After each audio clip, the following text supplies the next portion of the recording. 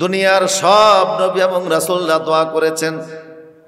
পৃথিবীর অনেক সময় দোয়া না করার কারণে মানুষ অনেক নিয়ামত থেকে বঞ্চিত হয়ে যায়, বড় বড় নিয়ামত থেকে বঞ্চিত হয়ে যায়, কলকারখানা ইন্ডাস্ট্রি থেকে পর্যন্ত বঞ্চিত হয়ে যায়।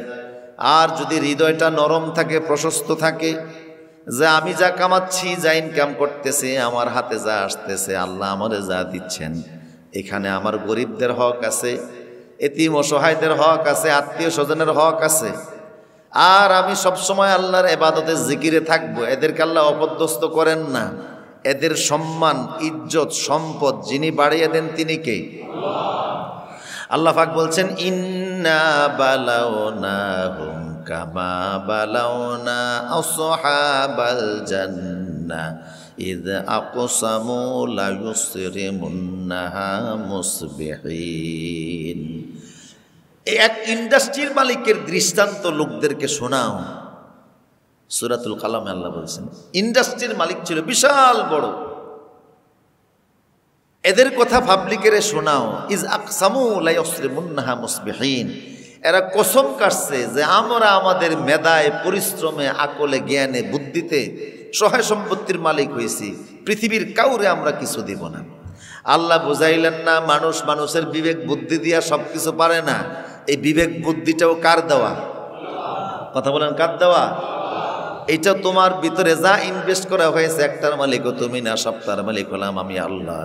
কাজে তোমরা এখন নিজেদেরকে স্বয়ং সম্পূর্ণ মনে করো, দেখবা মুসিবত আসবে। ফাতাফা আলাইহা তাইফুম মির রাব্বিকা ওয়া হুম নাইমুন। এক রাতে এমন এক ঘূর্ণিঝড় আল্লাহ দিলেন, পুরা ক্ষেত, ফসল টসল যা ছিল সব আল্লাহ মাটির সাথে মিশিয়ে দিয়েছে। মালিকেরা নিশ্চিন্তে ঘুমিয়ে আছে। আগামীকাল সকালবেলা আমরা যাব, সকালবেলা গিয়ে আমরা ফসল যা হয়েছে ফসল আমরা আনবো। আল্লাহ ইয়াদখুলান্নাহা আলাইকুমুল মিসকিন, এবার ফসল আমরা ঘরে আনবো। কোনো অসহায় এতে আত্মীয় স্বজন কাউরে আমরা এক টুকরা ফসল দিব না, খাদ্য দিব না, সবগুলি নিজেরা ভোগ করবো। এটা আমাদের মেধায়, ব্রেনে, আকলে হওয়া। ওগাদাও আলা হারদিন কাদিরিন, চুপে চুপে আমরা যাব, ফসল আনবো, কাউরে আমরা দিব না, সকালবেলা যাব। কিন্তু মনের বদনিয়তের কারণে, বদচিন্তার কারণে, খারাপ নিয়তের কারণে রাতের আধারে যিনি সব ধ্বংস করে দিয়েছেন তিনি কে? কলকারখানা কেন আগুনে পুড়ে যাবে? দোকানপাট কেন আগুনে পুড়ে যাবে? ছাই হয়ে যাবে কেন ব্যবসা বাণিজ্য? সর্বশান্ত কেন হবে? কানেক্টিভিটির অভাব আছে, যোগাযোগের অভাব আছে, আসমানের মালিকের সাথে সম্পর্কের অভাব আছে। ইমানদার ব্যক্তিকে আল্লাহ পরীক্ষা করেন, তবে সর্বশান্ত করেন না। ফালাম্মা রাআউহা ক্বালু ইন্না লাদাল্লুন, সকালবেলা যখন খেতে গেছে, গিয়া দেখে কি রে, এইটা তো আমরা মনে রাস্তা ভুল করে অন্য জায়গায় আসছে, মানে এটা যে নিজেদের ক্ষেত, ফসলের জায়গায় ভুলেই গেছে, আমরা মনে হয় ভুল করেছি, অন্য জায়গায় আসছে। কিন্তু যখন বারবার এদিক ওদিক তাকাইলো, আশপাশের সীমানা দেখলো, কয় না, ঠিক মতোই তো আসছি। বাল নাহনু মাহরুমুন, আমরা সম্পদ থেকে বঞ্চিত হয়েছি, আমাদের সব নষ্ট হয়ে গেছে, দুলিশাত হয়ে গেছে। যিনি দুলিশাত করে দিয়েছেন তিনি কে? এবার তাদের ভিতরে একজন ছিল, ক্বালা আওসাতুহুম আলাম আকুল লাকুম লাউলা তুসাব্বিহুন, তাদের মাঝে একজন ছিল নেককার দিনদার মানুষ। সবার দৃষ্টিভঙ্গি, চিন্তা ভাবনা তো একরকম না। বহু খারাপ মানুষের মাঝে 2-4 জন ভালো মানুষও আছে না নাই? তিনি বললেন, তোমাদেরকে কে আমি বলি নাই আল্লাহ স্মরণ থেকে কেন তোমরা দূরে সরে গেলা? তোমরা কেন দোয়া করলা না? তোমরা কেন আল্লাহর নাম নিলা না? তোমরা কেন জিকির করলা না? তোমাদেরকে বারবার বলছি, নিজেদের এই কনফিডেন্সের উপরে থেকো না। বিশাল ব্যাংক ব্যালেন্স আছে, বাড়ি আছে, গাড়ি আছে, এগুলি শেষ হইতে সময় লাগবে না। আরবের লোকদেরকে দেখেন, আপনি তারে ঘুষি দিল, সুবহানাল্লাহ, আলহামদুলিল্লাহ, আল্লাহু আকবার, হাইয়াকাল্লাহ, বারাকাল্লাহ, মুখে দোয়া আছে না নাই? মারামারি করে, সেখানেও কি আছে? আল্লাহর নাম আছে, আছে না নাই? তারা জিকির করতে, দোয়া করতে বলে না। যে কোনো জায়গায়, যে কোনো ক্ষেত্রে সবসময় কার নাম জফে, কার নাম ইনশাআল্লাহ তাদের মুখে থাকে, দুরূদ শরীফ মুখে থাকে। আল্লাহ জিকিরের ভিতরে যারা থাকে ওদেরকে আল্লাহ এরকম অপদস্থ করে না। আমি তোমাদেরকে বলেছিলাম কেন তোমরা আল্লাহকে স্মরণ করো না? ক্বালু সুবহানা রাব্বিনা ইন্না কুন্না যালিমিন। তারা বলল, হে আল্লাহ, আমরা জুলুম করে ফেলেছি, অপরাধ করে ফেলেছি।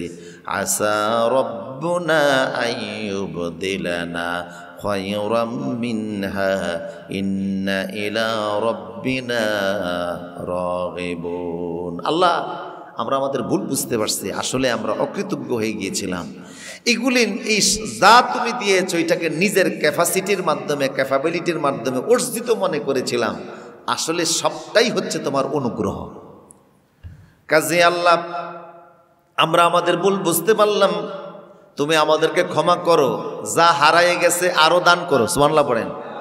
এই জন্য রসুল দোয়া করছেন, তোমরা দোয়া করবে, আল্লাহুম্মা ইন্নী আউযু বিকা মিন যাওয়ালি নি'মাতিক। আল্লাহ, আমাদের যত নেয়ামত দিয়েছো এগুলি ছিনিয়ে নেওয়া থেকে পানা চাই তোমার কাছে। সম্পদ দিছো, আগুন দিয়ে পড়ে দিও না। দোকান দিছো, দোকানের ক্যাশ সহকারে আগুনে ঘুরে গেছে, এরকম আছে না নাই? কোনো নেয়ামত আল্লাহ ছিনিয়ে নিও না। রসুল দোয়া শিখাইছে, আল্লাহ, আকস্মিক বিপদ থেকে তোমার কাছে পানা চাই, আকস্মিক মৃত্যু থেকে তোমার কাছে পানা চাই, যত নেয়ামত দিয়েছো নেয়ামত ছুটে যাওয়া থেকে পানা চাই। দোয়া করা। ওনারা ভুল বুঝতে পারলেন, এবার আল্লাহ তাদেরকে সতর্ক করে শেষ কথা বলছেন, ফাযালিকাল আযাব। আমার জিকির থেকে, দোয়া থেকে যদি কেউ দূরে সরে যায়, এটা হলো তার দুনিয়াবি আযাব। ওয়ালা আযাবুল আখিরাতে আকবার। আখিরাতের আযাব আরো বেশি, আখিরাতের আযাব আরো বেশি।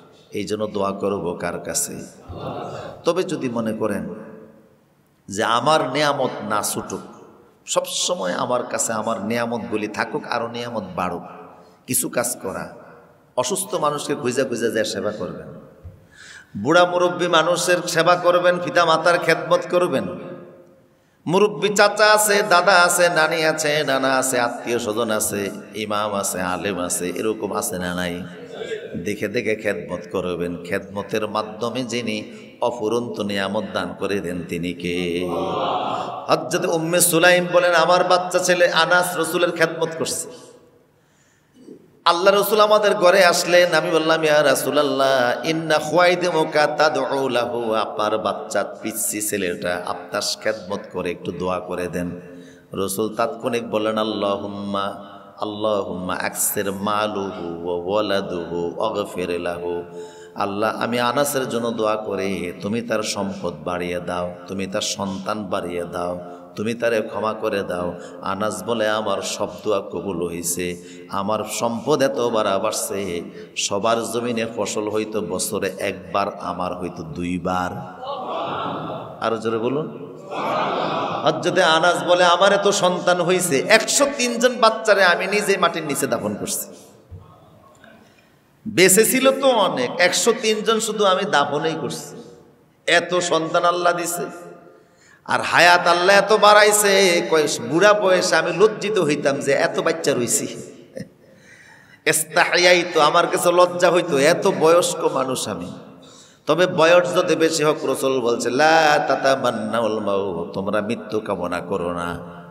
কখনো এই কথা বলো না, আমারে মরণে নেয় না কা, আমারে আজরাইল দেখে না কা, এরকম বলে কি বলে না? নাফরমানি কথা বলো না, আমার মৃত্যু হয় না কেন, এমনটি বলো না। মরণ কামনা করো না, বরং যদি মরণের চিন্তাই করে থাকো, তাইলে বলবা, আল্লাহুম্মা, হে আল্লাহ, ইন্না কানাল ওয়াফাতি খায়রুল লি। ও আল্লাহ, আমার মরণ যদি আমার জন্য ভালো হয় তাইলে আমারে মৃত্যু দাও, আর আমার বেঁচে থাকা যদি আমার জন্য ভালো হয় তাহলে আমারে বাঁচিয়ে রাখো।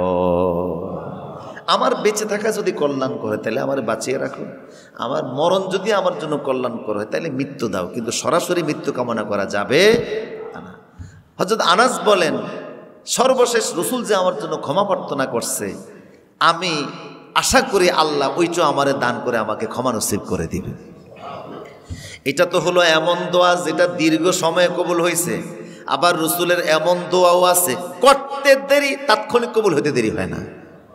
হযরত আবু হুরায়রা রাদিয়াল্লাহু তাআলা আনহু বলেন, আমি রসুলের কাছে এসে বললাম, ইয়া রাসূলুল্লাহ, আমি যে ইসলাম কবুল করেছি আমার মা পছন্দ করে না। আমি ঘরে গিয়েছি, আমার মা আমার ইচ্ছা মতো পিটাইছে, আমার ইচ্ছা মতো মারছে।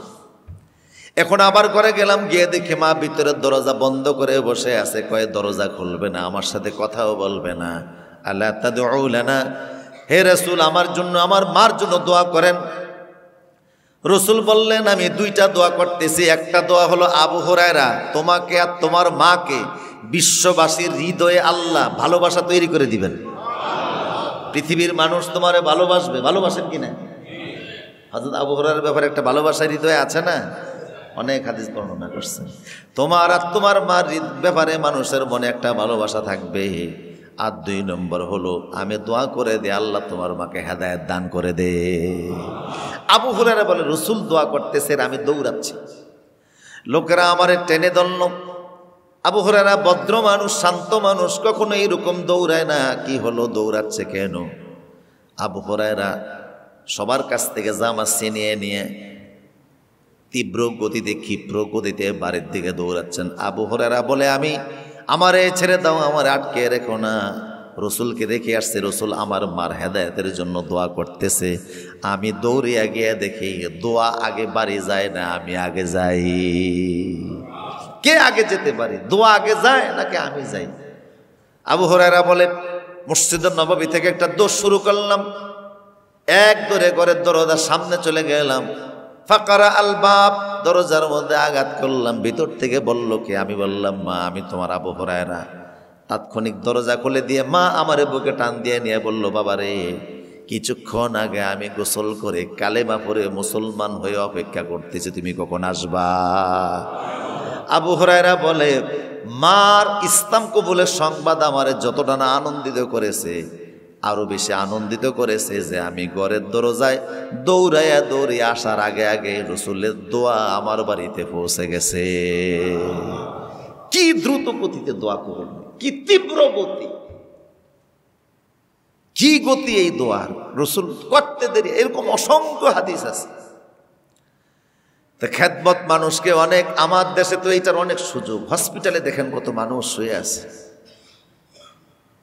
কত মানুষ চিকিৎসা পাচ্ছেন। একজন বাবাকে দেখলাম যে দৌড়াচ্ছে যে আমার থেকে একটু পানি নিবেন, 1 বোতল পানি নিবেন, 15 টাকা 20 টাকা দাম।